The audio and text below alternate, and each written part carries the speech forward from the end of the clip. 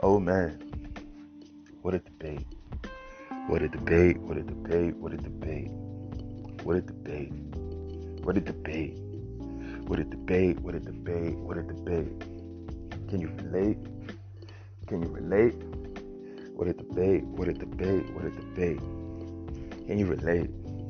Can you relate? What a debate. What a debate. What a debate. Was it all fake? Was it all fake? Was it all fake? Was it all fake? Was it all fake? What a debate. Can you relate? It's all in your face. What a disgrace. What a debate. Hey, what's going on, gang? It's your boy Phantm Phuego. What a debate. Was it all fake? Look at this race. They talking about race. What a debate. What a debate. What a debate. Was it all fake? Was it all fake? What a debate. What a debate. What a debate. Look at this race.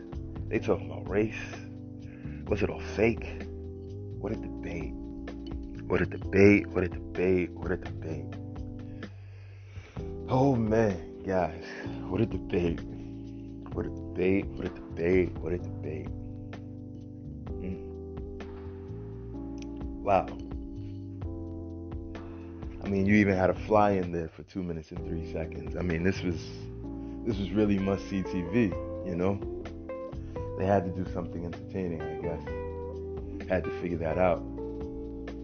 I personally enjoyed it.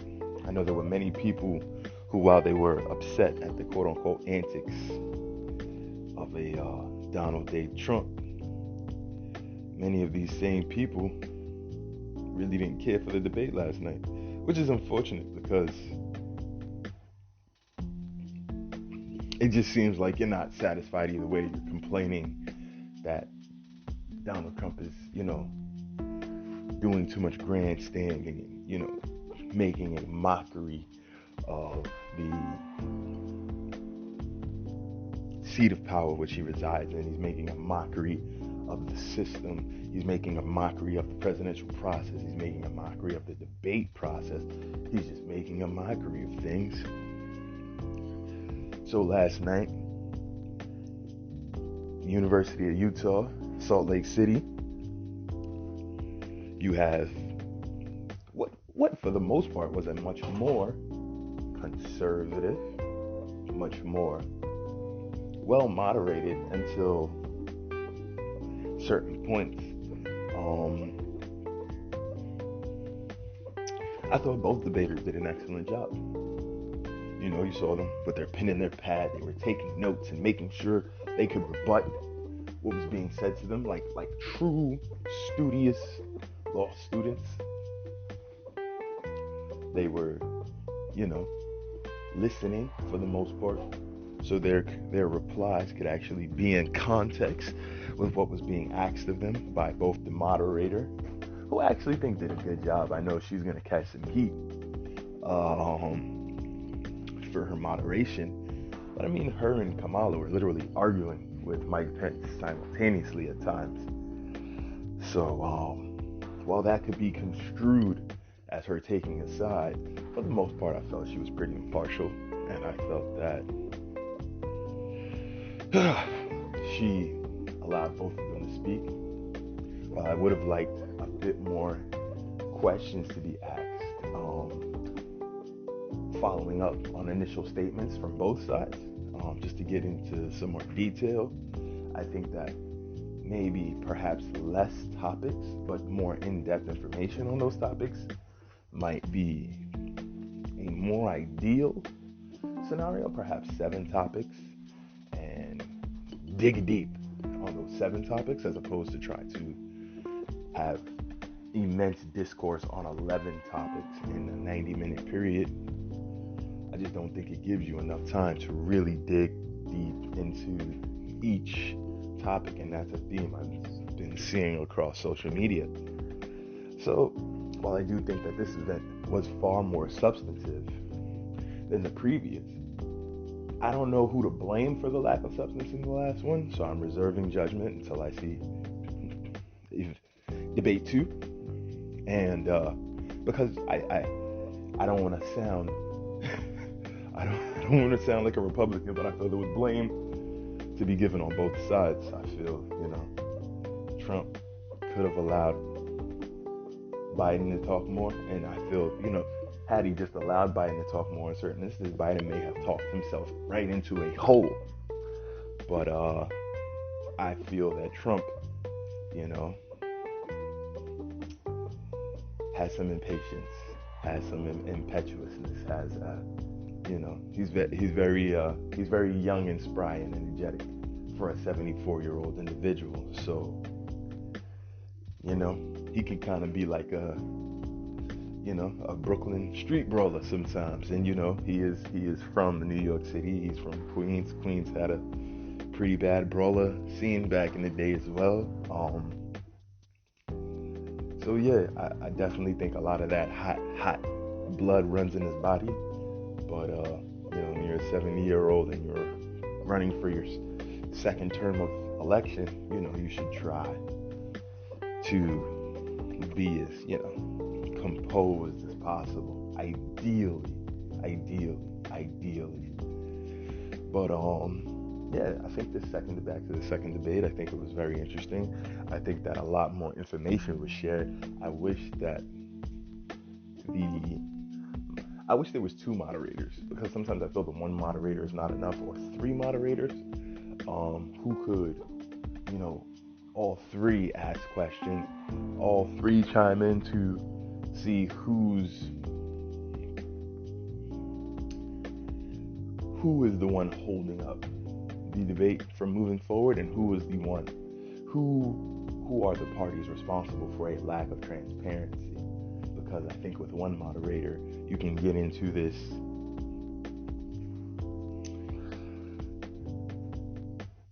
everyone has biases in their life. Let me say this a way that's cool. Everyone got bias, man. We all favor things. We all have things we like. We all have things we don't like. We all have things that we side with. We all have things that we don't. We all have things that we rock with. We all have things that we hate. We all have things that we love. But hate and love is the same energy. Is a very dope quote I just heard. Reason and logic are the only things that separate the two. So we all have things that we understand and we don't understand, or things that we root for, things that we don't root for, things that we're cool with, things that we're not. We all judge things on a daily basis. And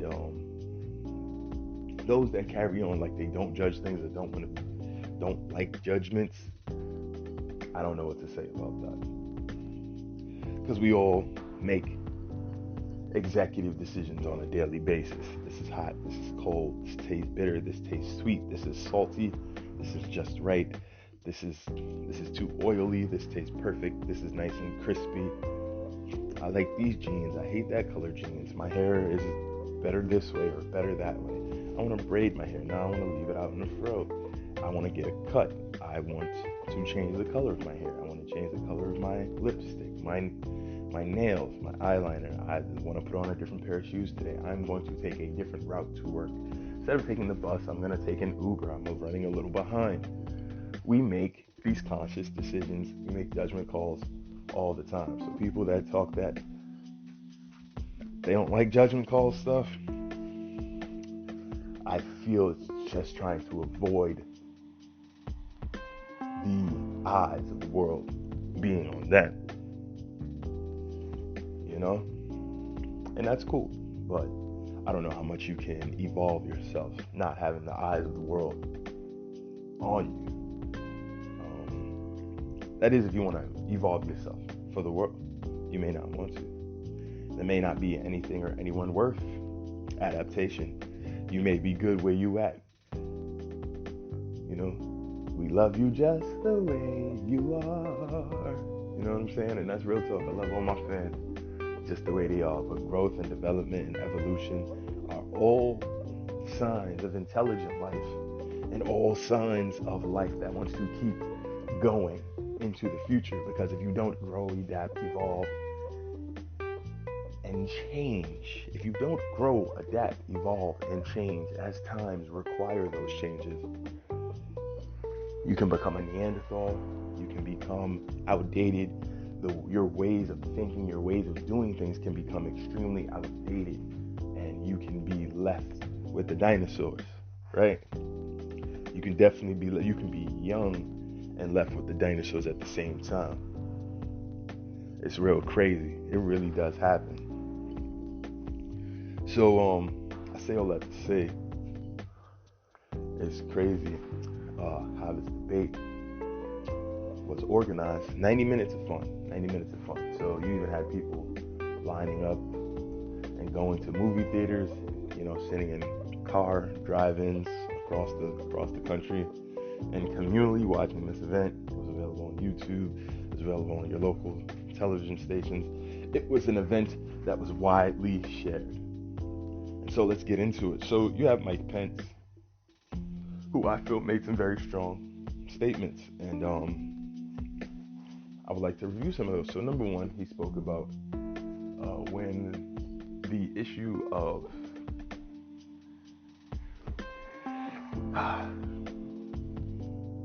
race came up, and I think I need to dig into this first. When the issue of race came up, I don't think either one of them did well. To be honest with you, I don't think either one of them can ever do well when it comes to the issue of race, because you have this extremely conservative, let's just call it what it is. You have an old white man, and you have a woman of Indian, Jamaican descent, who's made it her business to turn her back on her father's heritage. And what the issue with that is, her father's heritage is the one that would, I guess, be more closely akin to African descent heritage, him being from Jamaica, and the whole history of the sugar plantations by the British in Jamaica, enslaving native populations, and then also bringing in slaves from Africa because of the harsh conditions and so many people dying dealing with the harsh conditions on these sugar plantations, from hands being chopped off to people being whooped to death, beat to death. They say that the torture was so bad on the islands, particularly Jamaica, that the slaves couldn't repopulate themselves. Now, whether that's true or not, I don't know. I wasn't there. But many historians say that the slavery was so bad that they had to bring in slaves from the West because the people were dying and couldn't have children. Their bodies were being kept in such poor condition, or the children that they had would not make it. They would get very sick, very diseased, and just perish from lack of basic medical care, lack of kindness, lack of empathy for your workers. So the Jamaican slavery history is extremely bad. It's extremely brutal. And I would argue it is in her connection to her father that she would be most rooted in African American, Caribbean, Jamaican, black, if you will, heritage, African descended heritage would come mostly through her father's side, Caribbean heritage, native heritage.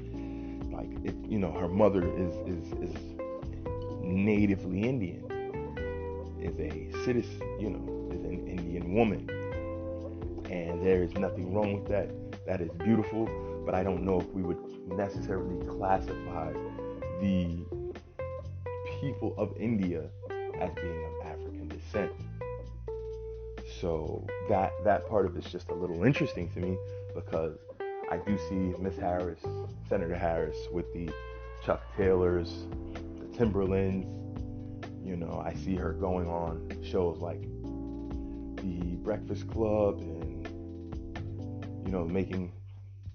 having conversations about smoking marijuana, and other interviews saying she listened to Tupac and Snoop Dogg during her college days, but then it coming out later that those albums hadn't even been created by the time she was in college, that she's much older, than she tries to portray, which is fine. You never ask a lovely young lady her age. You never ask a lovely young lady her age. You never ask a lovely young a lovely young lady her age. And I've always been told the trick is just to look at their hands.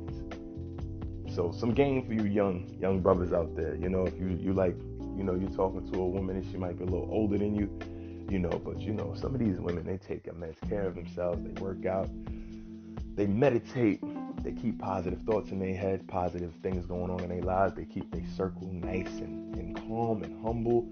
And so when they go out for a nightcap, they might look 20 years younger than they actually are, 30 years younger than they actually are. If they're vegetarians, they're eating right, they work out, practice self-defense, meditate, thinking good thoughts, keeping a clear head, being happy, being positive, doing all these good things to try to keep their body well and let their body heal and, go into that, what they call that state of ketosis, so it can self-heal and regenerate. If you have women doing that, a woman could be 60 and look 30. A woman could be 50 and look 25, 27. I am very serious. But they say that the giveaway is always to look at a woman's hands, because her hands will generally be the telltale sign. If they're a little more worn, if they have a little more veins, a little more the breaking at the fingertips, the cuticle area, it's a very big giveaway. Now, I could be wrong about this. I don't know the science. But I'm just saying, they say that's a telltale giveaway for a woman's age. So you never want to ask a woman's age. You never want to make her feel, like you're trying to question her, trying to say, oh, you're beautiful for your age. No, if she's beautiful, she's beautiful. If she's gorgeous, she's gorgeous. And all women, black, white, blue, Puerto Rican, Asian, red, white, green, yellow, pink, and brown, have some type of beauty about them. Whether it's something you're attracted to or not is different. But all women, all shapes and sizes, have some type of beauty about them, inside, outside, inside and outside. It just depends on the eye of the beholder and what you like. So I say all that to say I've seen Miss Harris and the Chuck Taylors and the Tims and, wearing the jeans and, talking about she smoking weed and listening to hip hop. And I feel a lot of that is trying to play to a particular audience. I feel a lot of that is just grandstanding and trying to play to a particular audience. I feel a lot of her previous life in office, she's made it very clear what her stance is on not only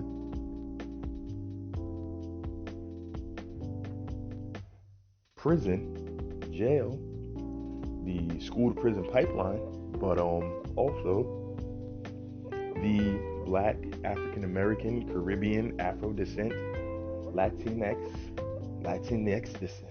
descended communities. I feel that she has made it very clear that she will be very tough on crime. And unfortunately, far too often, far too disproportionately, leaning way too much to one side.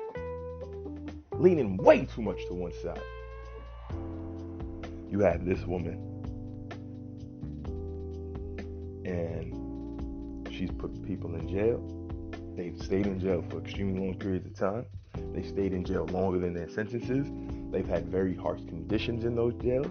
They've had to do such things as be firefighters for $2 an hour, facing insane blazes, and we see the level of intense blaze that's gone on in California this whole time, and we wish those people well. We wish those families well.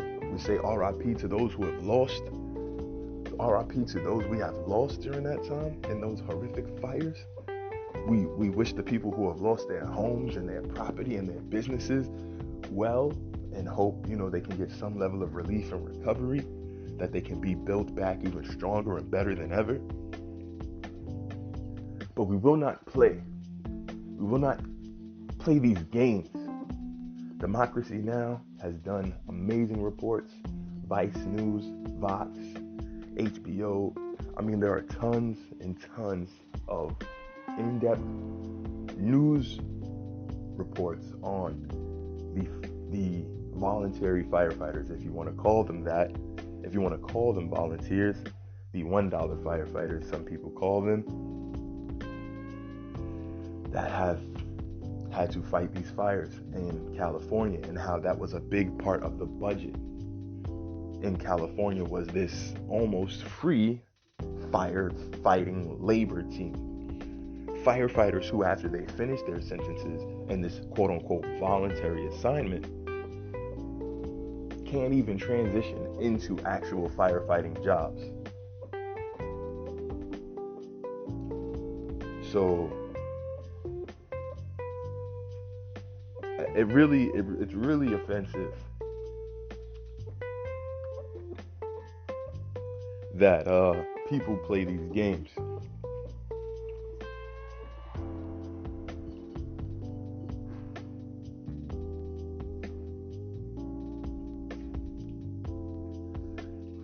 It's really interesting, So what I would say is that I don't know if Kamala could ever win over enough people based on her history and her record when it comes to race. Because sadly, as a black man, I would have to say I don't feel Kamala has ever looked out for the race of black people, that now it seems that she's trying to galvanize for her cause. You can say I'm wrong about that. You can say, how dare you? His Ghetto Point of View at gmail.com, HGPOV show on Instagram, His Ghetto Point of View on Instagram. But His Ghetto Point of View at gmail.com, if you just want to rip me a new one behind this and tear me to shreds, feel free. His Ghetto Point of View at gmail.com, HISGHETTO, His Ghetto Point of View at gmail.com. We're going to jump into a break. We'll be back.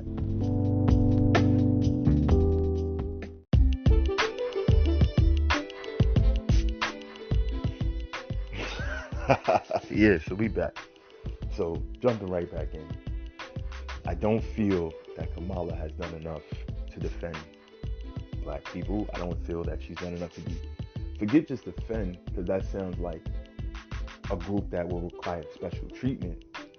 Though we could definitely argue with everything that's going on in this country that at some point some special treatment would be required to get them at least up to a level of self-sustainability.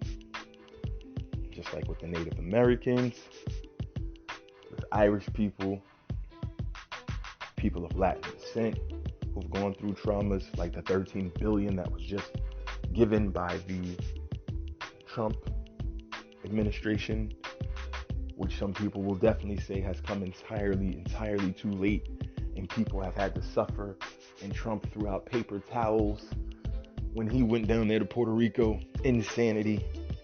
I know. Insane. But let's talk about, he gave him $13 billion. What is more valuable? Having somebody like me, having somebody who's quote unquote a racist not be racist toward me, or you giving me $13 billion? What is my life worth?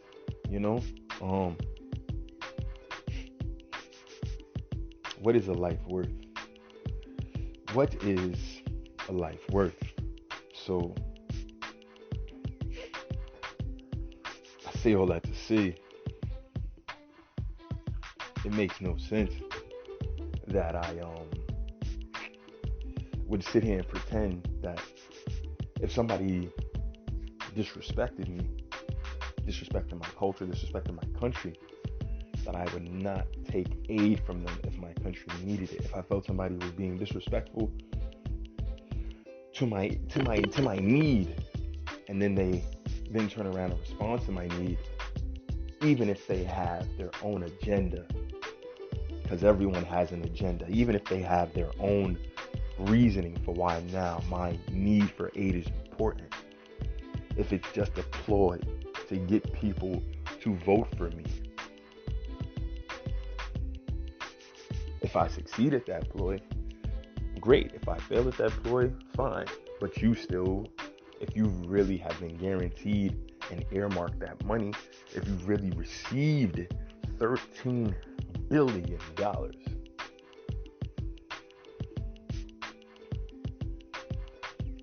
How can then we be surprised that Puerto Rico would come out, or the heads of Puerto Rico, lame duck heads at this point because they're having elections, would come out and say Trump is okay, we all make mistakes, we're all people with good and bad in our past, we're complex individuals, no one is perfect, but this is help we need, and I'm not going to turn my back on this help, which can help my people of Puerto Rico. Yes, him throwing paper towels didn't help. Yes, him saying we should drown allegedly didn't help.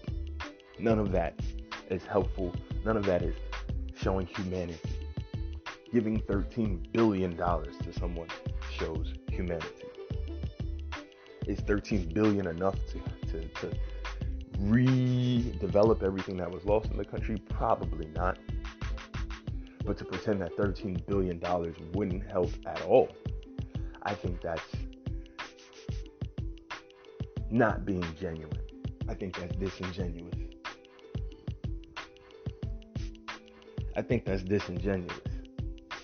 I don't understand.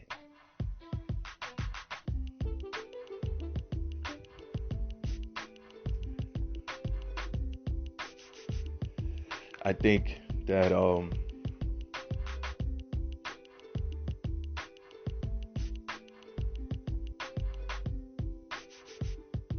when we say that we wouldn't tolerate disrespect, we then have to ask ourselves, have we tolerated disrespect at our job? Have we tolerated disrespect at school? Have we tolerated disrespect if we've served in the military? Or somebody pushing us too hard, or somebody hazing us, or somebody being, unnecessary, not being respectful or understanding of your cultural differences? Have we tolerated those things in the pursuit of a greater cause? Sometimes we have, sometimes we haven't. Sometimes we've gone to war over our principles and our values, and sometimes we have to all admit we've had to let some things that we normally would be up in arms about slide. We've had to go along to get along. I don't recommend going along to get along because that's a slippery slope and you never know then what that's going to require. But when you're asked to go along to get along, you gotta do what you gotta do. So I say all that to say, this is his ghetto point of view. We bring you the news, views, previews, and reviews with just a twist of his ghetto point of view. This is normally our Wednesday show, but we're doing it super early Thursday, so you kind of get that late night Wednesday feel after the debate. This is our vice presidential debate special. And you can be like, well, Phantm Phuego, why didn't you have a presidential debate special? Because after the presidential debate, when I didn't dig deep into it, people hit me up hisghettopointofview@gmail.com and was like, when that vice presidential debate rolls along, we'd love to hear you dig deeper into it. So I am here for the people. This is y'all's show. I am here for the people. This is y'all's show. So we adapt on the fly. We improvise. We make things happen. We do what the people request. Because this is his ghetto point of view. But I appreciate y'all perspectives as well. Right? Y'all like that? This is his ghetto point of view. But y'all perspective is much appreciated. I'm gonna run with that. That's dope. So yeah. I don't think Kamala could win a conversation about race. I think her record, again, look at the Vice documentaries, look at the Vox documentaries, look at the Democracy Now! Reports that they did while she was still running for president. Her record as a DA, her record as a senator is very troubling. It's very, very troubling to say the least. There were people that were left in jail unnecessarily, people who allegedly were well known to be innocent, who were used as political props to show she was hard on justice. And then it turned out that they were completely innocent and have since been awarded millions of dollars in settlements from the state of California. And yes, you can give somebody some money and make them feel good at that moment in time, and now they can go live this more lavish lifestyle from a financial aspect, and they can get all this material possessions. They can start to build wealth for their families if they haven't done so previously. But how many times should I say, can we continue to allow those mistakes to be repeated?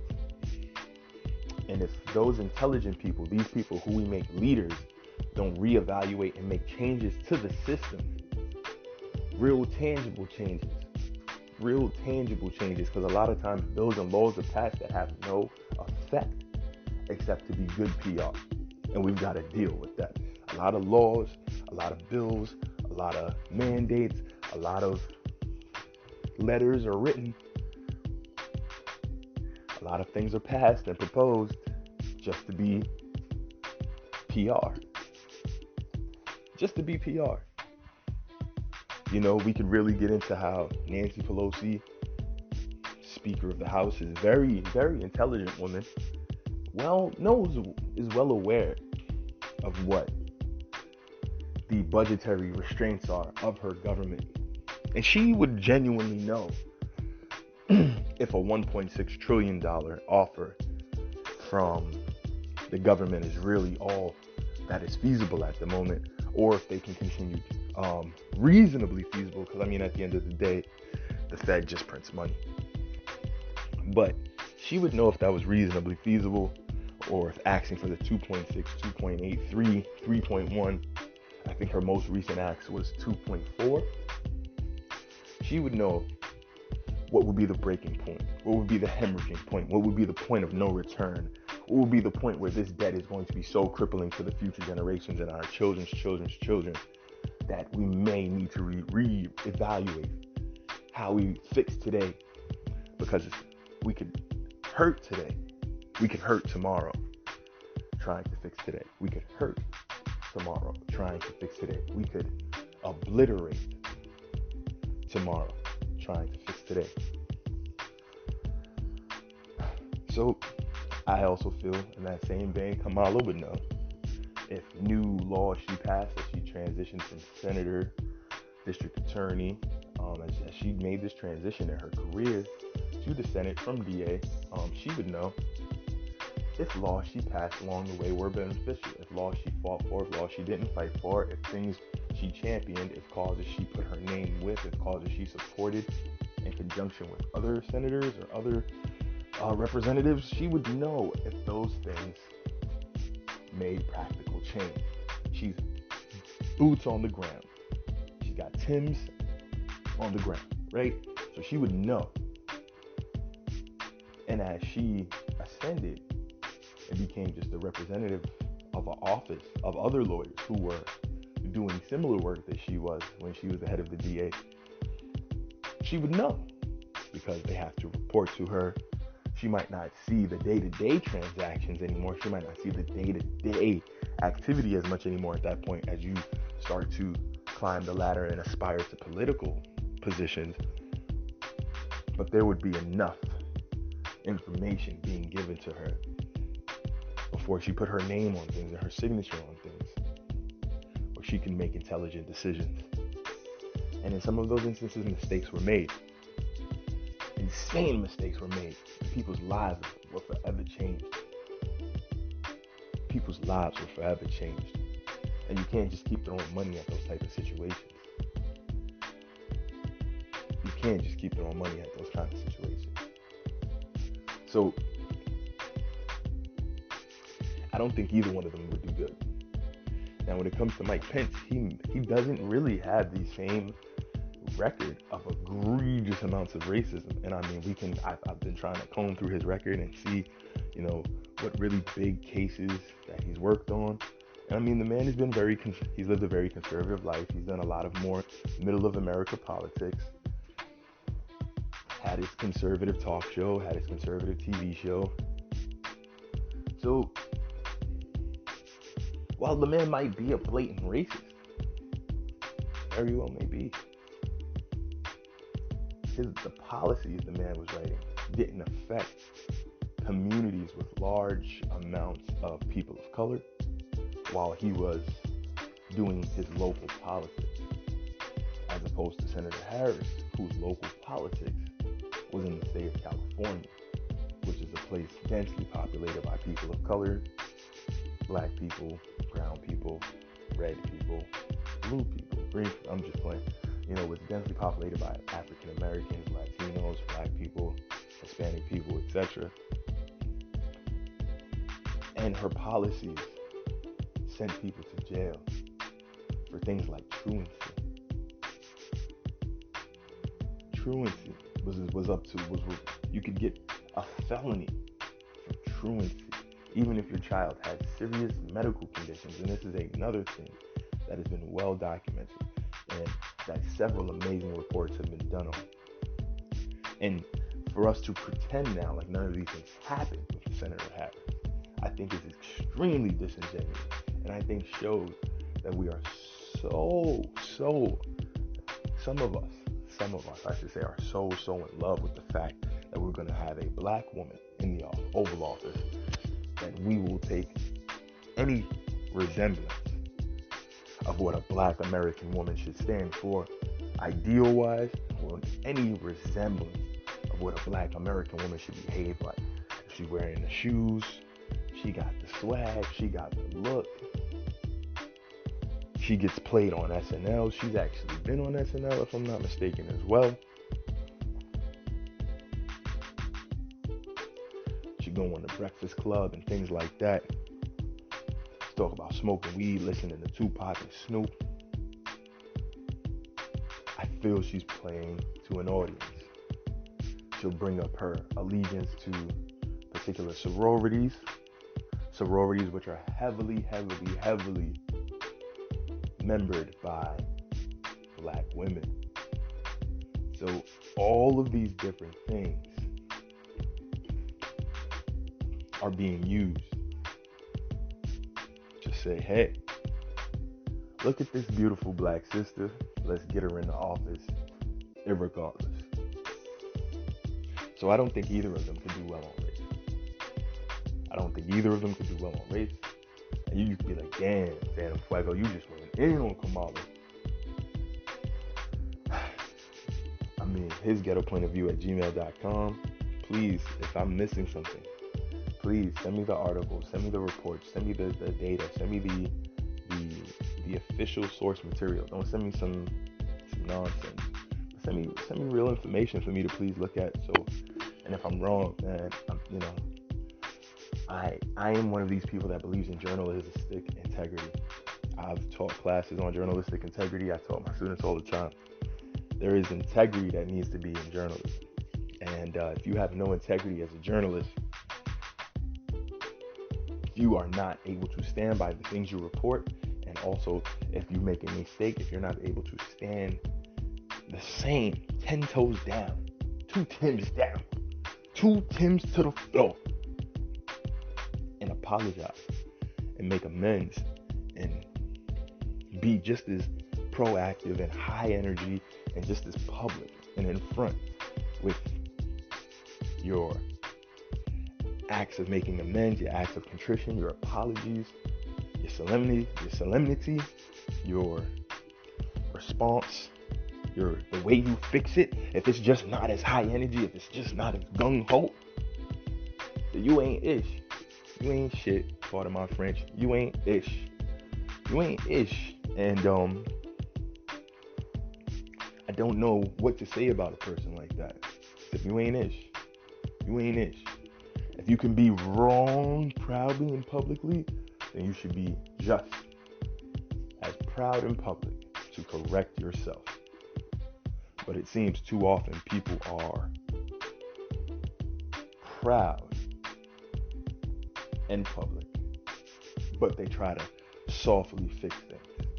And that is a disgrace, because it shows that you don't care about the intelligence of the people who listen to you. You don't care about the intelligence or the integrity of your platform. You don't care about the integrity of the message you send out. And I'm all about integrity at the end of the day. And I know that can rub some people the wrong way. I might not be your cup of tea, or the cup of tea might be too hot. Just blow it off a little bit.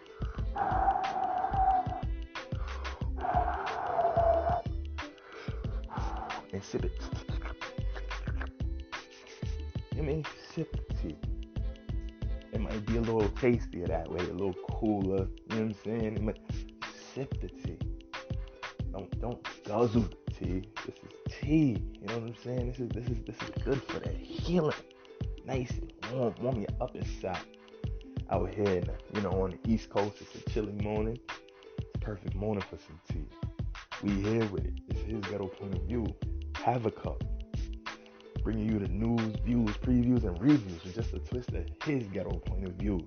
ncaa.fm.com is the place, is the home of his ghetto point of view. Shouts to Anchor, shouts to Spotify, shouts to Google, Amazon, Overcast, Radio Republic,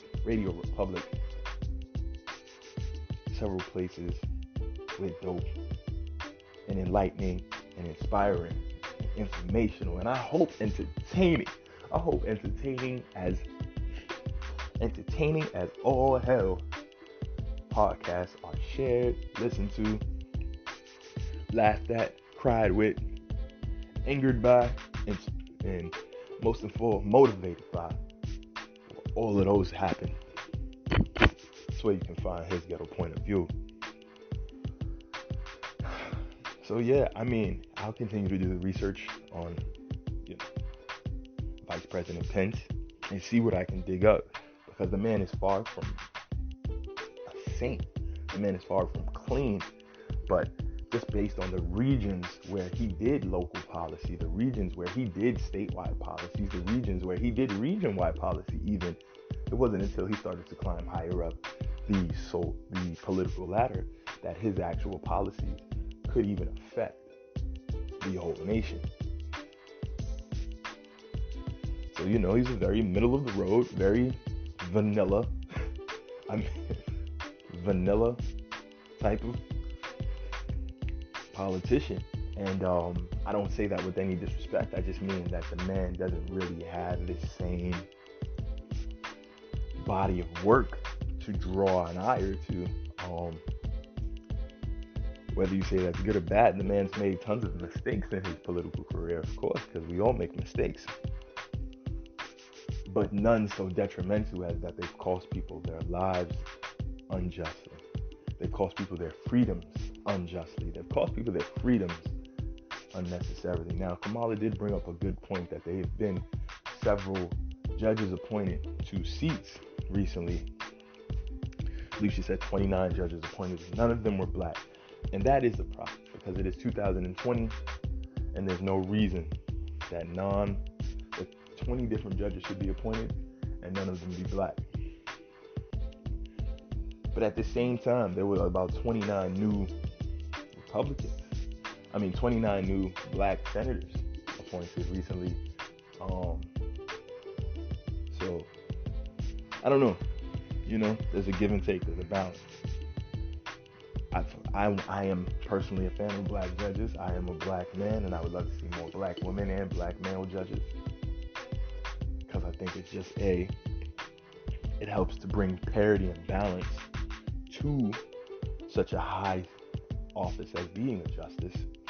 And B, the more different voices you have in the room, the more different experiences, the more different upbringings, the more schools of thought that are available.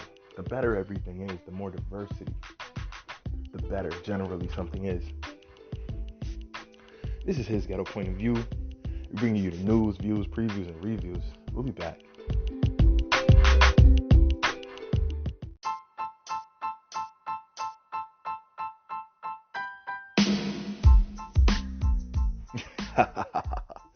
Yeah, man. So we're back. So wow.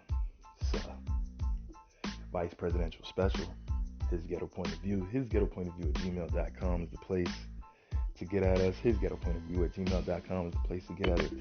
Shout out to Metro Boomin, one of the dopest producers in the whole world. I personally think the track Space Cadet, probably one of my favorite tracks of all time. Metro Boomin is one of my favorite producers of all time. The dude is so technically gifted. The dude is so technically gifted. The dude is so technically gifted. The dude is so creative. The dude is so sonically on point that he can go and be a conductor on the Late Show, have Gunna there in all white, have orchestra there, and it all looks like it makes sense. I mean, that music is beautiful. That track is beautiful. And I bring up Metro Boomin to say, Metro Boomin and 21 Savage, salute to 21 Savage, have just released Savage Mode Part 2, the follow-up to their amazing award-winning first collaboration. It's an amazing body of work. It's a great, great project. I highly recommend going to listen to it. Check it out. Savage Mode Part 2. All of the tracks on there is crazy. Features by Drake is insane. The feature with Drake is insane. It's a feature with Thugger, aka Young Thug. The body of work is just so dope. Every track on there is so fire. I love it. It's definitely worth the listen. Make sure you tap in, tune in. Savage Mode Part 2. It is an absolute masterpiece sonically. The mixes is dope. It's got so many dope tracks on it. I can't even, like so many dope tracks on there. It doesn't make sense. It really is just, whew, it's good work. I can't say enough about how amazing this project is. Mr. Right Now, the track with Drake, My Dog, Snitches and Racks with Young Nudie. I'm sorry, I said Young Thug, Young Nudie. I apologize. These are all great tracks. And then Rich Nigga Shit, of course, is the track with Young Thug on it, and it's dope as hell. I just had the names of those tracks mixed up. Brand New Draco is dope. No Ops Left Behind. Many Men. I mean, every single track on here is dope sonically. The mixing is right. The order of the tracks is right. It builds, it climaxes, and it dies like an album is supposed to. This one is worth a listen all the way through. I give this joint 8.5 matches. This album is flames on high. It's an absolute flamethrower. You know it's hard to get 10 matches from me, but 8.5 matches for this masterful work. This is definitely the follow-up that they needed. This follow-up is gonna win a ton of awards. It's freaking narrated by Morgan Freeman. It's not, you know what? 9 matches just because it's narrated by Morgan Freeman. This gets 9 out of 10 matches. This album is absolutely amazing. Lyrics is dope.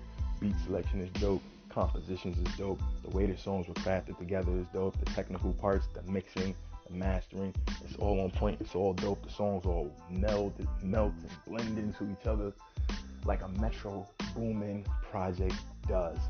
And Metro Boomin is one of the most appreciated, most celebrated, yet so underrated, in my opinion, artists of this era and any era, that I think that man just needs flowers on top of flowers on top of flowers.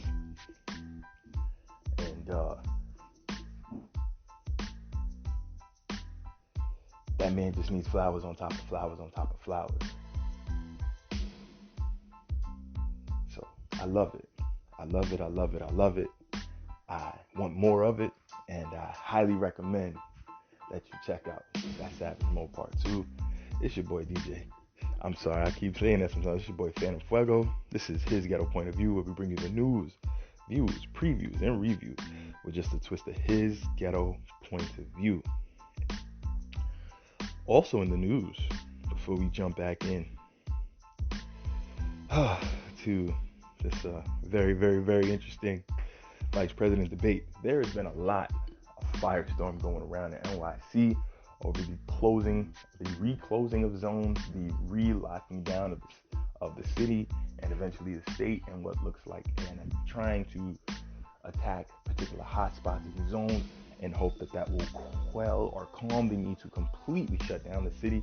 But unfortunately and very sadly, it looks like another citywide lockdown is well in the works of happening.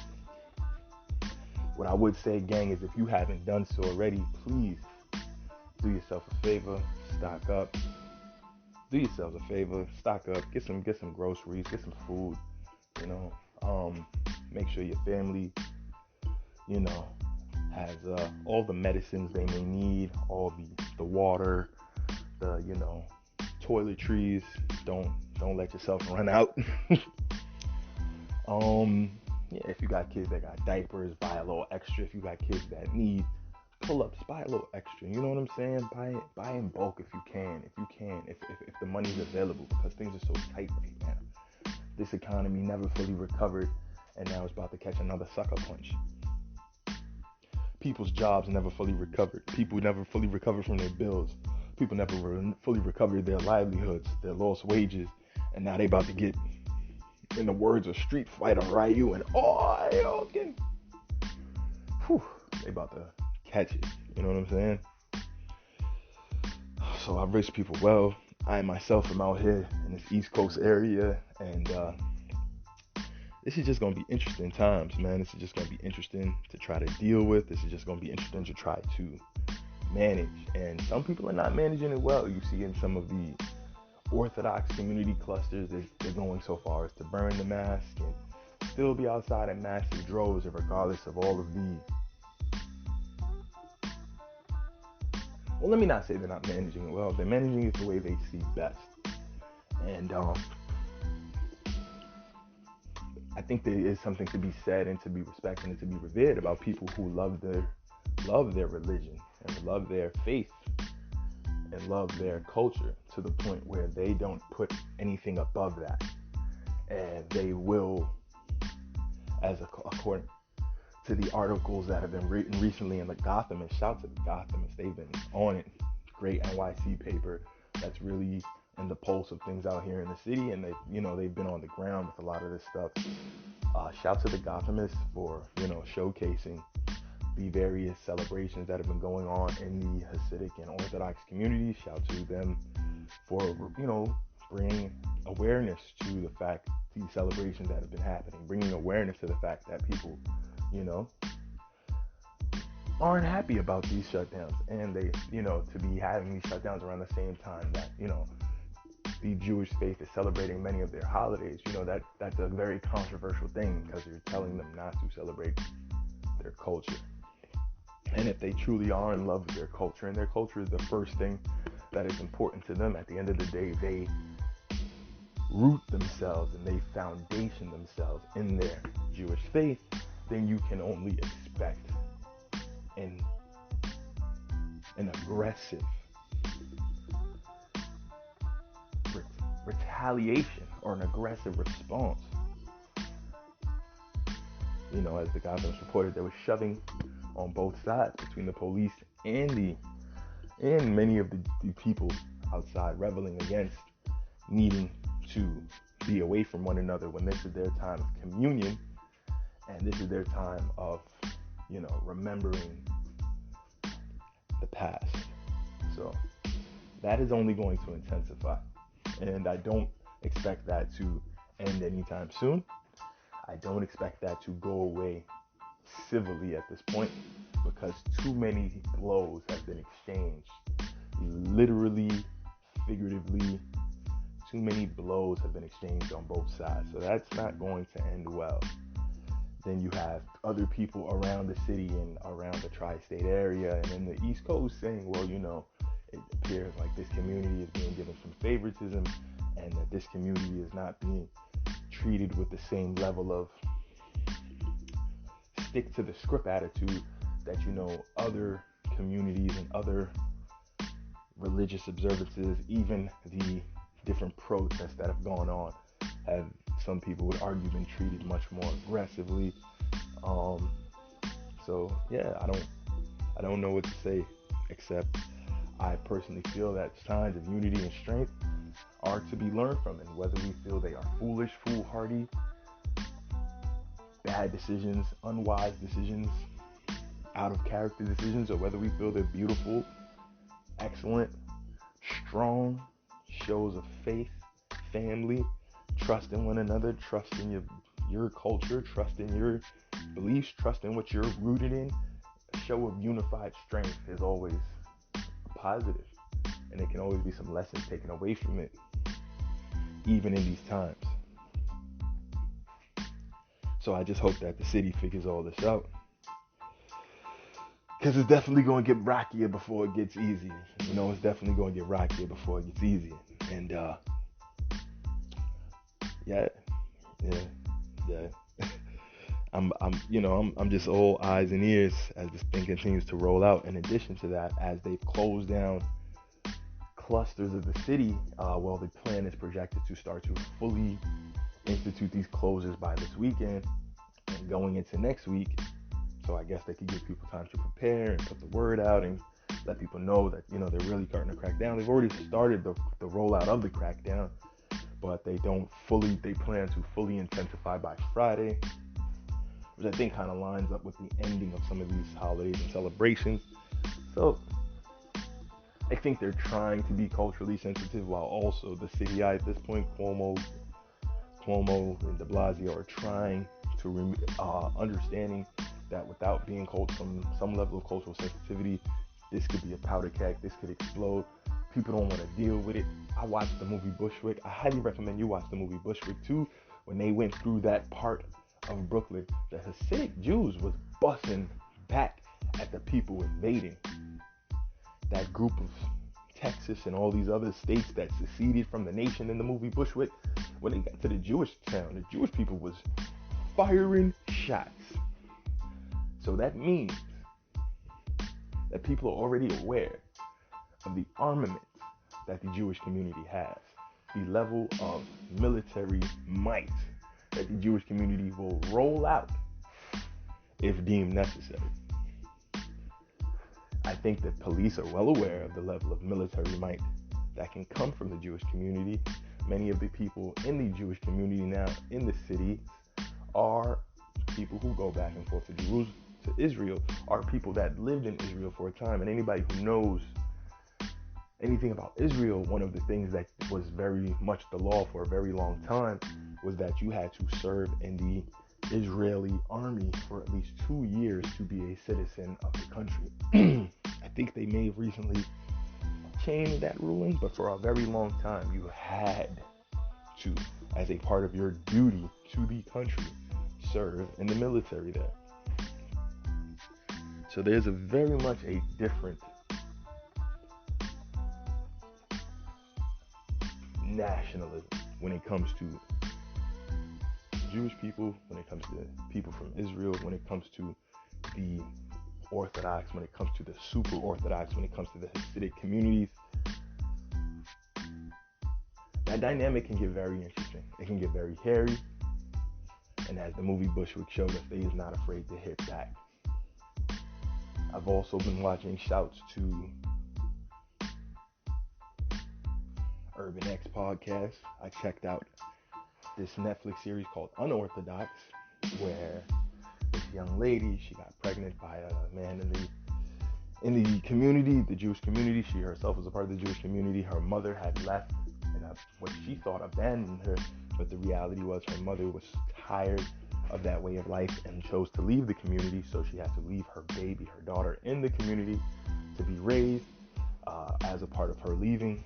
And then as her daughter got older and her daughter started to realize that this probably wasn't for her either, she wanted to leave and go venture out into the world as well. She also got pregnant with a man inside the community, and at the end of the movie they were threatening to come back for the child. They would see her in court, but during the movie they threatened people with guns and all sorts of acts of physical violence.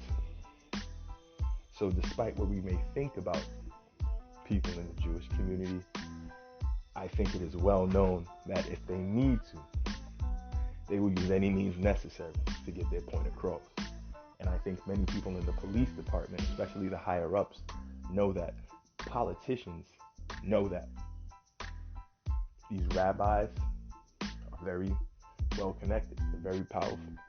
And you gotta respect power. You gotta respect power.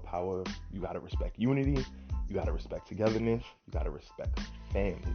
You gotta respect brotherhood and sisterhood and families united for a common purpose. They won't play games with you. They'll be ready to die. They will be ready to die for what they believe in. Excuse me, guys, got a horrible cold. They'll be ready to die for what they believe in. And they'll be ready to die for what they believe in. They don't play. They'll stand for their cause. They can get armed to the T quite quickly, apparently.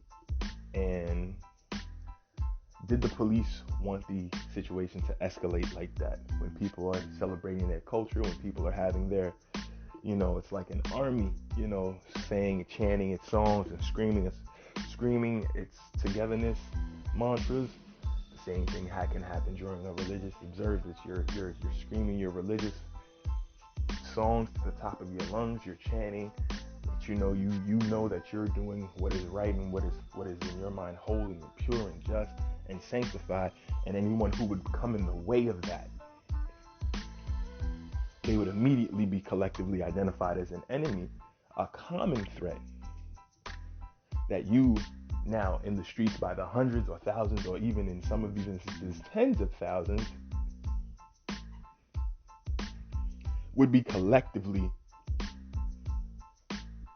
willing to defend yourselves, your community, your culture, your religion, your beliefs, your freedoms to practice those beliefs and cultures and religions and customs without persecution. Because they may argue we're being religiously persecuted, and all bets are off at that point. Because then that could be, now they could bring that back to a feeling of Nazi Germany. And if they start aligning what they're going through now with what happened to them then, reportedly, it could get real hairy in the city real fast. Guns will start flying. Shots will start going. People start dying. Bodies start dropping. And not just on one side. Not just on one side. Not just on one side. So I think the cops were very smart to not engage them in that intense of a way. Once the pushing and shoving started going in both directions, once, swinging and fisticuffs started going in both directions, we have to then question, do we want this conflict right now? Are we properly prepared for a conflict with this community, an arguably self-sustained, self-sufficient, self-relying community with their own businesses, their own bus systems, their own defense teams, their own police? Do we want that conflict right now? And I know some people will be like, oh, well, that's messed up. They didn't ask those questions when it came to Black Lives Matter and the protesters. And people got shot with rubber bullets. People got killed. People got beat. People got maimed. That is all entirely true. But when you look at groups like the NFC, when you look at these individuals, I think that there's a difference in the level of organization. I think that there's a difference in the level of discipline.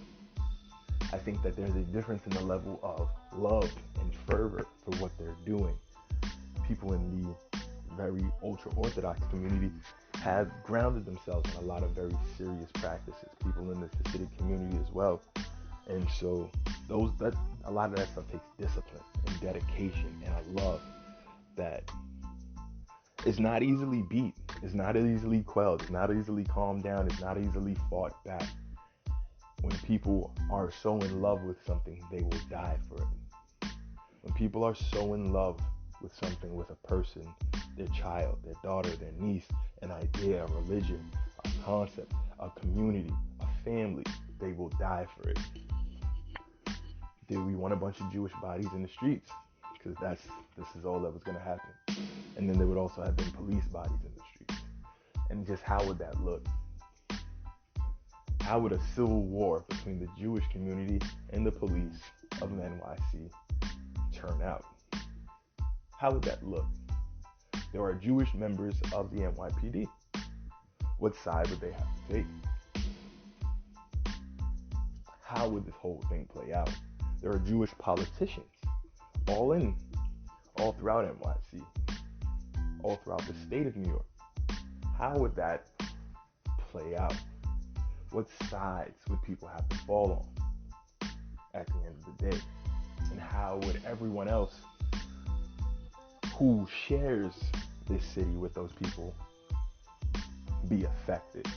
Because it's not just those two communities who would be going at each other, those two institutions, but the fallout would hurt the city as a whole. So to be honest with you, I don't see an intelligent solution in arresting a bunch of people right there at the protest. And as crazy as that may sound, I can kind of understand why they would say, let's treat this gingerly, just to be honest. It's your boy Phantm Phuego. I'm bringing you the news, views, previews, and reviews with just a twist of my ghetto point of view. We're going to jump into some tunes. We'll be right back. Anchor FM is the place to find us. Spotify, Overcast. We here, man. Apple Podcasts. Let's go.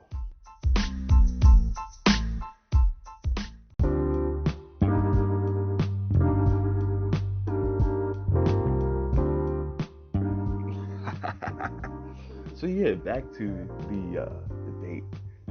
The issue of fracking came up in the Green New Deal and the Green New Deal that Senator Kamala Harris has championed, and all of that.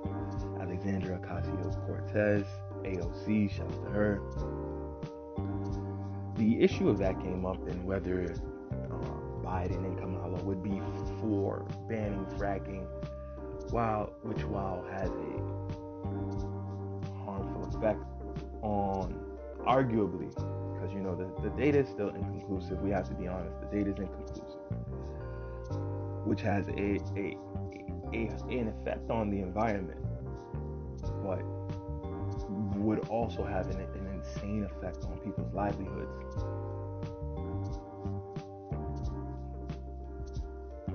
Would have an insane effect on people's livelihoods. There would be tens of thousands, if not millions of people out of work in the Midwest, in these middle of America countries, if fracking, if a lot of this drilling went away. Fracking can be volatile, it can be dangerous. These are very true things. But so is being a police officer, so is being a firefighter, so is being a person who works with pyrotechnics, or somebody who does fireworks and explosives for 4th of July spectaculars and different events of that nature. Being in the military, being a crossing guard, being a construction worker, there is danger in literally hundreds, if not thousands, of different positions of life. There are tons of dangers. Now, the argument that many people make with the Green Deal is that the science is definitive. Fracking is destroying the earth, and it is causing the earth to be volatile and unstable, and because of that, it should be banned. That's a fair argument. If you can show that the science is conclusive, that's a very fair argument. What I would say then is, well then, please explain to me how you plan on transitioning these people into work. Kamala brought up the fact that, the cleaner, newer energy sources will bring these people jobs. A lot of these people have already transitioned. A lot of middle of America people have already transitioned to renewable energy sources, working in the field of solar, etc. But until the country would convert to that as a whole, of course, there wouldn't be as many jobs available.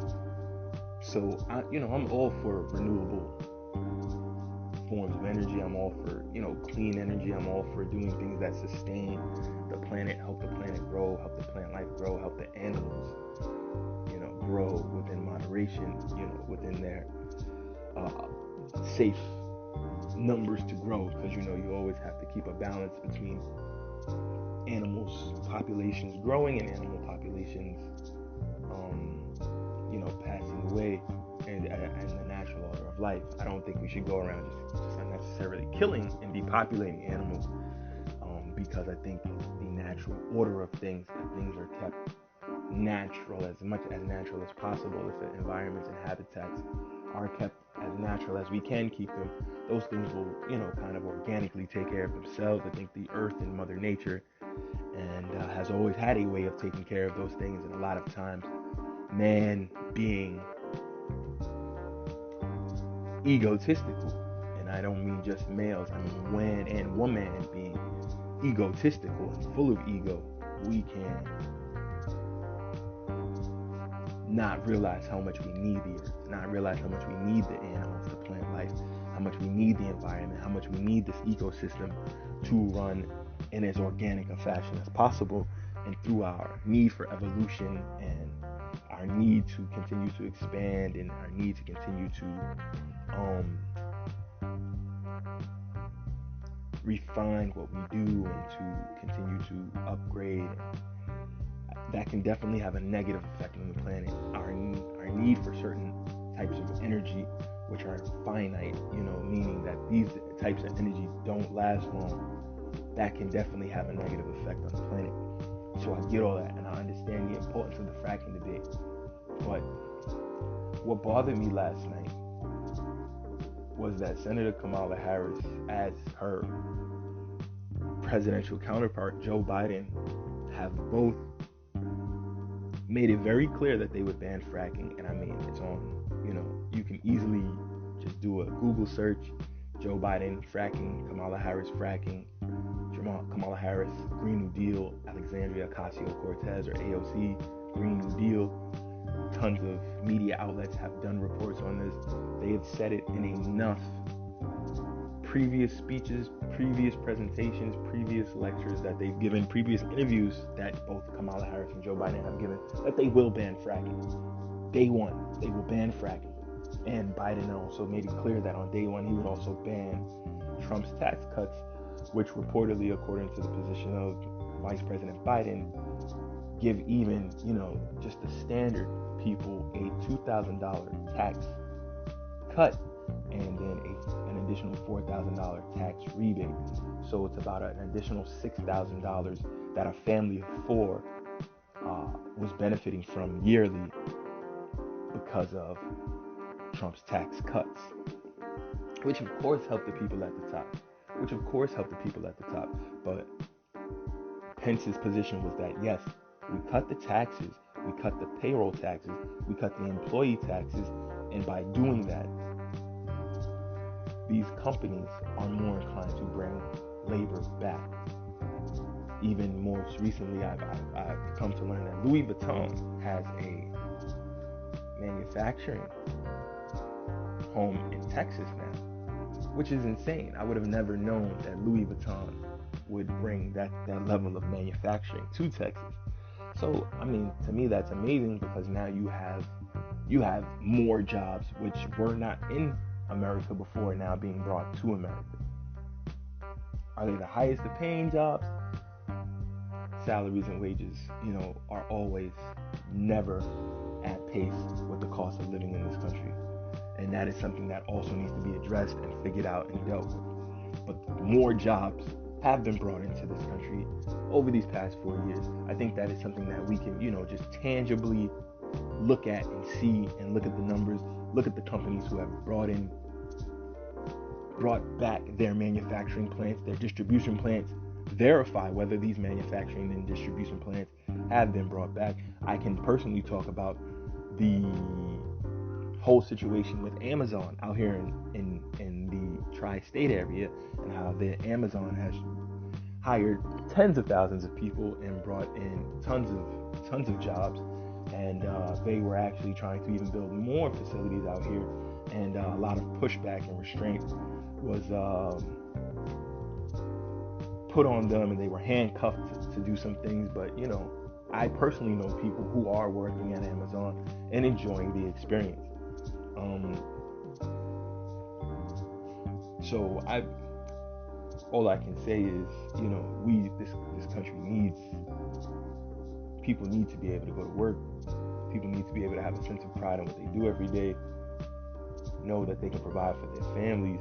Know that they can provide for themselves. Know that they can live day to day. They can take care of their bills. They can possibly invest in things, start businesses, go to schools, send their children to schools, just put food on the table with the jobs that they work. And there needs to be employment to make that possible, and it needs to be gainful employment that they can, gain a good living off of. So after their expenses to just get to the job, having clean clothes, having having lunch, having transportation money, and now these days needing PPE, needing gloves, needing masks, needing hand sanitizer, you might be doubling up on your vitamins, your vitamin C, your vitamin D, you may be washing your clothes more often, you may be disinfecting more often. All of these expenses are going through the roof as people are not being employed. So to bring the more jobs you can bring into this country now, the merrier. The more jobs you can bring into this country now, the merrier. And as things begin to reopen, hopefully those jobs will be available back to those people, because of course, unfortunately, things are about to close all over again. So back to the fracking part of this. I mean, it's very easily Google searched, and I was doing this last night during the day. I Google searched some of the things that they were denying to have said. Kamala Harris was denying she said, and Joe Biden was denying. And I mean, they clearly said them. They clearly said that they were going to ban fracking. They made no qualms about it. They clearly said they're going to repeal the Trump tax cuts on day one. And it was funny because it was Senator Harris who had brought up the fact that it seems Trump has gone out of his way to repeal a lot of the stuff Obama did, which he did. He definitely wiped away a lot of Obama's previous administration that he could. He tried to ban Obamacare, and me personally, I have been taxed $600 at the end of the year when I couldn't afford Obamacare, so I didn't sign into the global marketplace of healthcare providers, and I was personally taxed $600, not once but twice. And that was very interesting, because I was just becoming a young man that was working age and taking care of myself, and starting to be independent, still going to schools, working very modest jobs from Best Buy. Even before that, I used to work at Petland discounts and so many different places, man. I worked at Popeyes, I worked at Petland discounts, I worked at Best Buy, and as I continued in school, my jobs got, the job opportunities I had got better. I've done things like sell credit cards and so many different things. I worked at MBNA, for a long time, and people used to think I was saying I worked for the NBA. I was, because of, my height and the fact that I was in a suit, people would confuse it. But it was crazy. The MBNA, so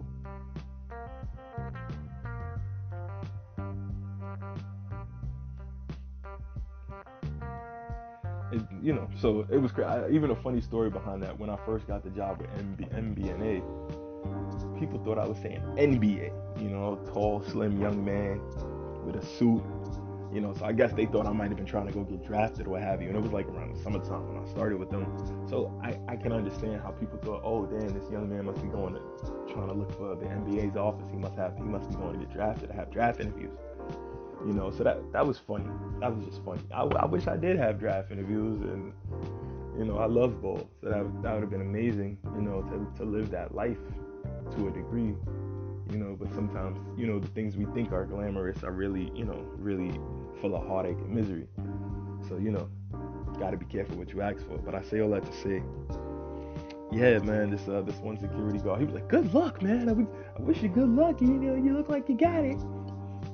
So that was funny. And yeah. So I've had a lot of different jobs as I, was going through school and trying to find my way in life and just trying to get my head together, man. I didn't have the most grounded, solidified upbringing. And I know that kind of set me back a little bit, but I didn't let it set me back for long, I bounced back, and the bounce back is so important. But anyway, yeah, I just wanted to share that, because that was funny to me, man. Like, people really thought I was trying out for the NBA that day. Excuse me. And that was just hilarious. But good times. And I love every job I've had. I've learned a lot. But yeah, so I say all this to say, I've even worked at Health Plus and Care Plus. I've had so many different type of positions. Been a pawnbroker, I've worked at pawn shops, and that's how I started to develop a love for different gold and silver jewelry. I've taken the Jewelers of America examinations, and I've learned a lot of different things, man, in this life. So it's dope. It's cool. I feel really fortunate. But yeah, she's blatantly lying about fracking. So is Joe Biden. They've on a number of occasions said it, and so that upsets me, because it's like I can simply Google whether you said this or not. Literally right there during the debate, I did that, and they both blatantly said they were going to ban fracking. They both blatantly said they were going to destroy the tax cuts of Trump's, and so that's very unfortunate, because if removing the tax cuts for the businesses will make it, yes, it'll give the employees who do retain jobs more rights on those jobs and higher earnings on those jobs. How many people will be able to retain jobs if you have this climate where so many businesses may be almost closing anyway? Another shutdown imminent. Then you have an administration that comes in after that shutdown, and the country is in financial turmoil, and then repeals tax cuts, raises taxes on people who at this point won't have finances.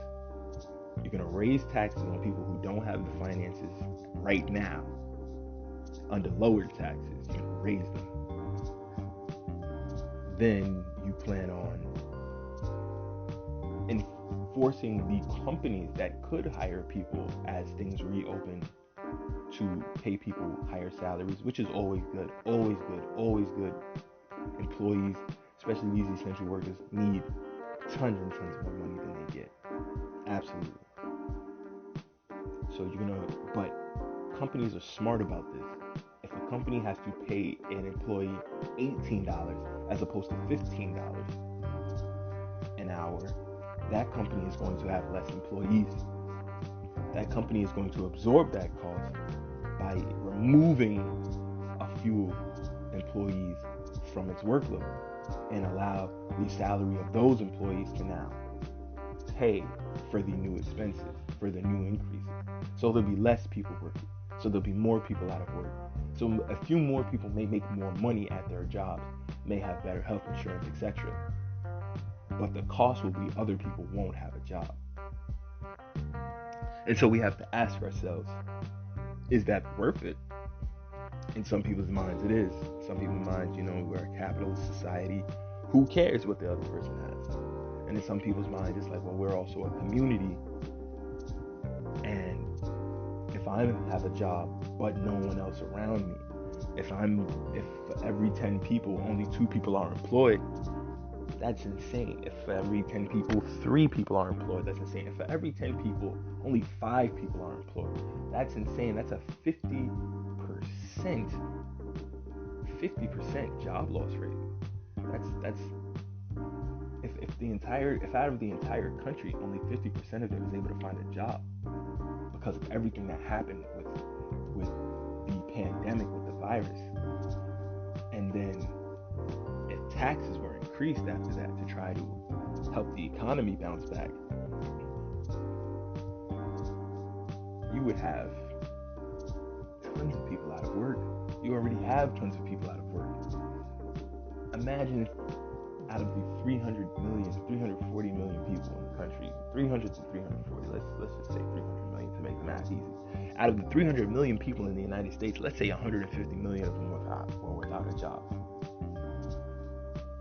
So everywhere you look, the person to your left or the person to your right may not be working.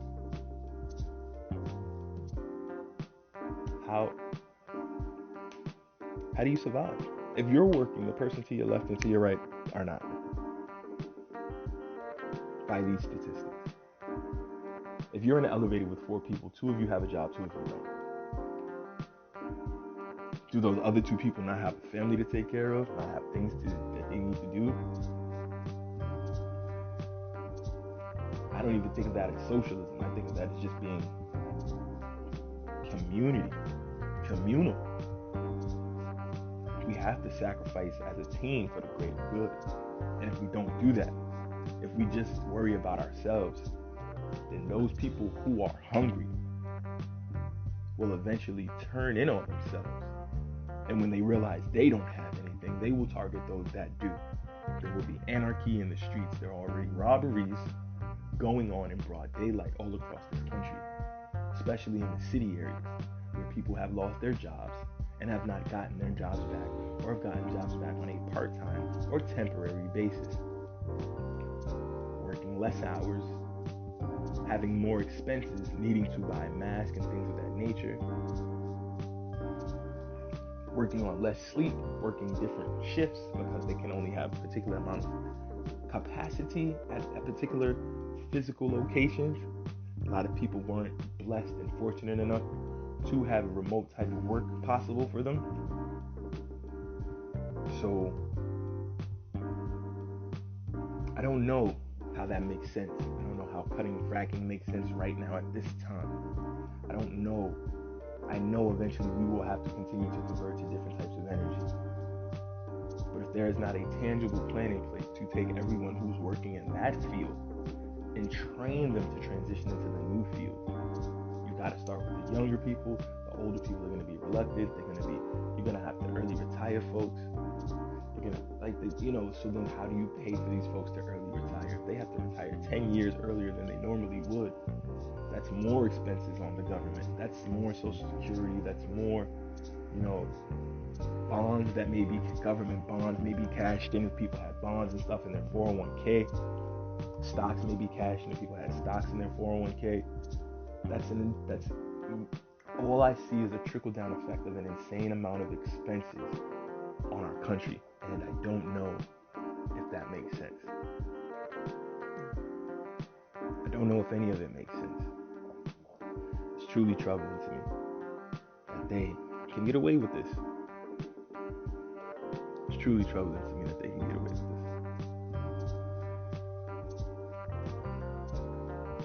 Trump left the hospital, and I wish him and Melania, and I heard former Governor Chris Christie, also has contracted COVID, and I wish him well. I wish his family well.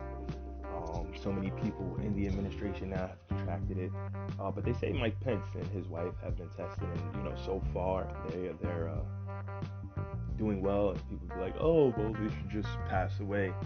That's kind of crazy. If you're saying these people are bad, if you're pointing the finger across the aisle and saying those people are bad, they're evil, they're racist, they want people to die, and this and that, and then when something happens to them, if you take that as an opportunity to say, oh, good for you, die now, then how are you better? How are you a more positive alternative? How are you showing different morals, different values? How are you showing that you can be better?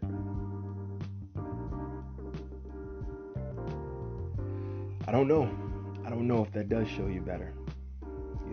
I don't think it does. I think it shows that you're just as bad, if not more so, than the people you've been pointing your fingers at. It's interesting nonetheless, no? It's an interesting conversation to have. This is Phantm Phuego. This is his ghetto point of view. Bringing you the news, views, previews, and reviews. Just a twist of my ghetto point of view. Anchor FM is where we get to it like we never left. Wednesdays and Sundays is how we get down. Please make sure to like, share, subscribe, tell a friend and tell a friend. Please make sure to turn your notifications on, hit your notification bell, hit your favorite bell, hit your like bell, whichever platform you're listening on. Spotify, Anchor, Apple Podcasts, they all have different methods for notifying you when these shows are going to be airing and these shows are dropped. Please make sure to put your notification bells on so you can be tuned in to every new episode of His Ghetto Point of View. And I thank you guys so much. I thank you guys so much. I appreciate everything you guys do for this show. Please continue to share the show. Please continue to let people know, subscribe. Please share it out to your social media platforms. TikTok to this show. TikTok to the music in this show. Please support all the different dope artists that come on this show. ncaa. Please support Damo So Crazy. Please support everybody who's come on this show and shown us their amazing work. Henny Cornelius, Mandela Eskia.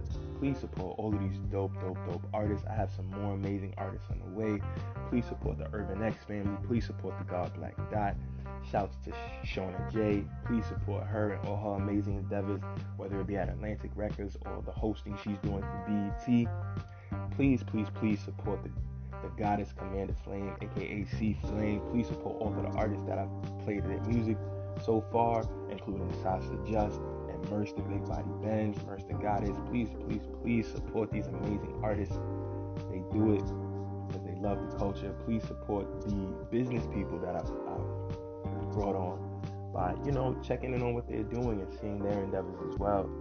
And, I will continue to bring on different types of guests and have different people here who will bring you their views, their perspectives. And, I feel in that potluck of energy is where we'll get the best result. I feel in that potluck of energy, the gumbo is just going to be so tasty. You dig me? And that potluck of energy, the gumbo is just going to be so tasty. This is His Ghetto Point of View, bringing you the news, views, previews, and reviews from just a twist of my ghetto point of view. Anchor FM is where you find us. Anchor FM is where you find us. Anchor FM is where you find us. Spotify, Google Podcasts, Tidal. Please continue to turn on your notifications, favorite the show, like it, share it out, tell a friend to tell a friend. If you want offense with favorite in the show, if you want offense with subscribing, if you want offense with clicking, share it out.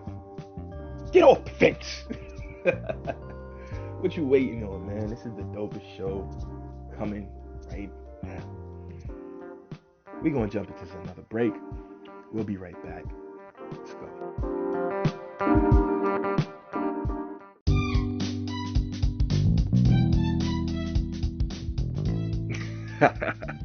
Yo, you guys are absolutely the best audience, and I want to say thank you guys so much. Every time you listen to me, you could have been anywhere else in the world. You could have been doing anything else in the world, but you decided to vibe out with me, and I thank you guys so much for that. I know I sound like a broken record, but please, the algorithms really do need to see those likes, those shares, those subscribes, those notifications. Please favorite the show, subscribe to the show, whatever way your platform lets you know to be notified about the show, to subscribe, to favorite it, to favorite the channel, to favorite me as a host, however your particular platform works. Please continue to like, share, subscribe to the show, favorite the show, tell a friend and tell a friend. Wednesdays and Sundays we get into it. Like it's nothing to it. You know how we do it. A, right? So it's been a dope show. Thank you guys so much for listening in. Sunday we're going to have a lot of different topics we're going to touch on. But before I get out of here, Charlemagne the God, man.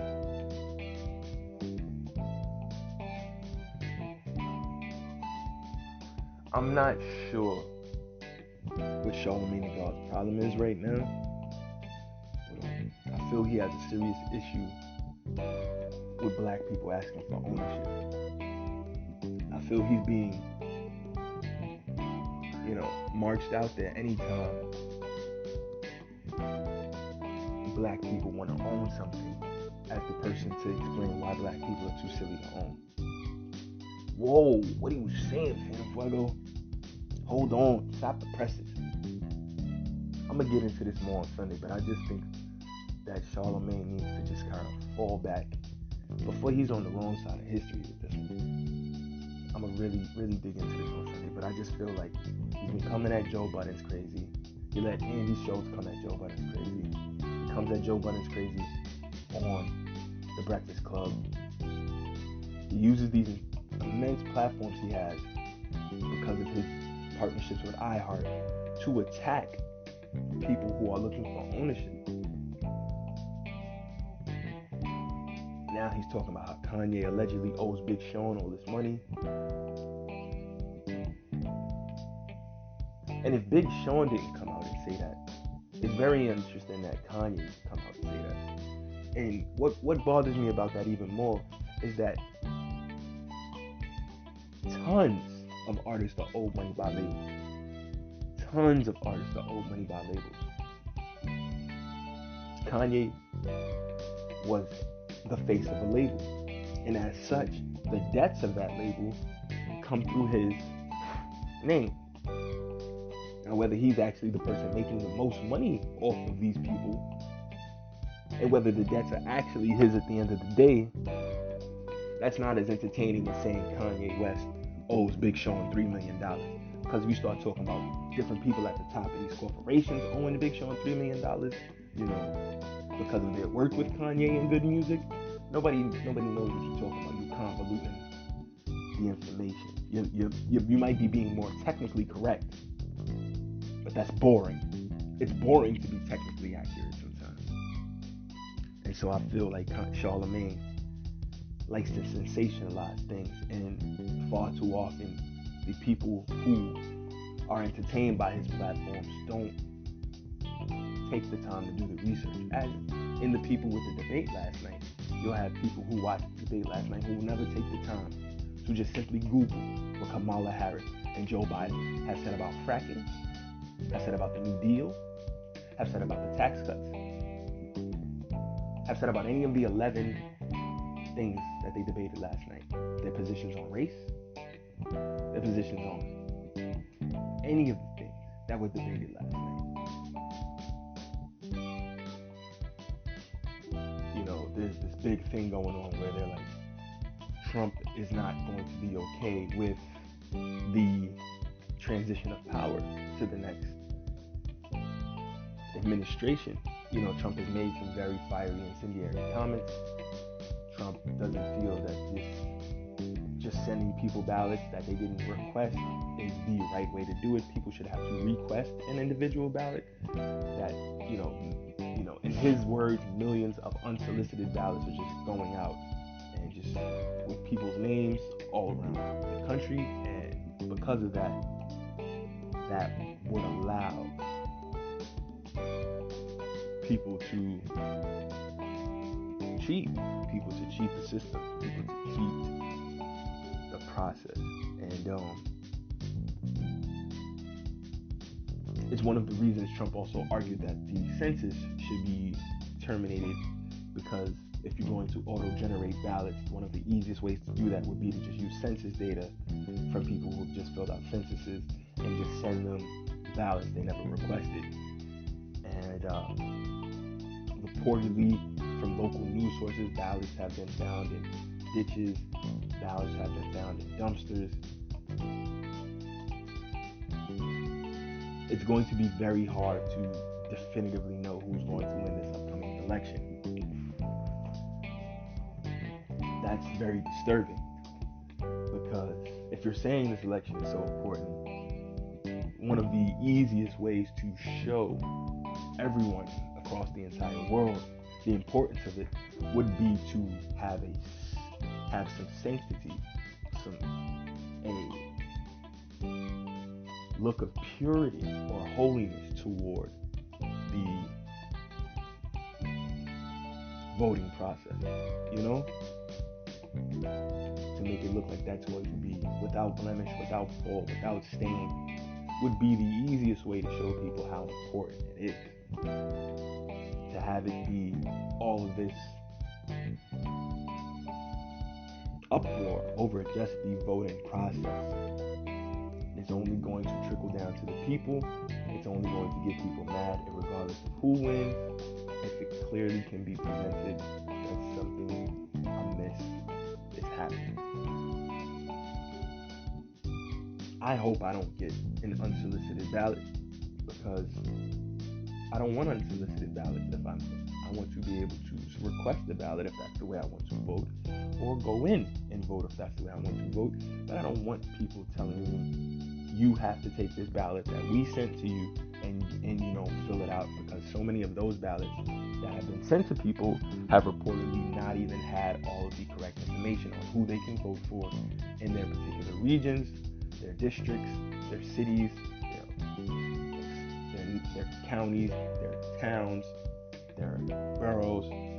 And there even been reports of unsolicited, unrequested mail-in ballots being sent to people that didn't even have the presidential election on it, though it was a presidential election ballot.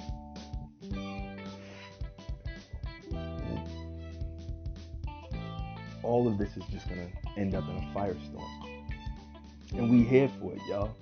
It's his ghetto point of view. We gonna get out of here today. Thank you guys so much for tuning in. See you Sunday. Peace.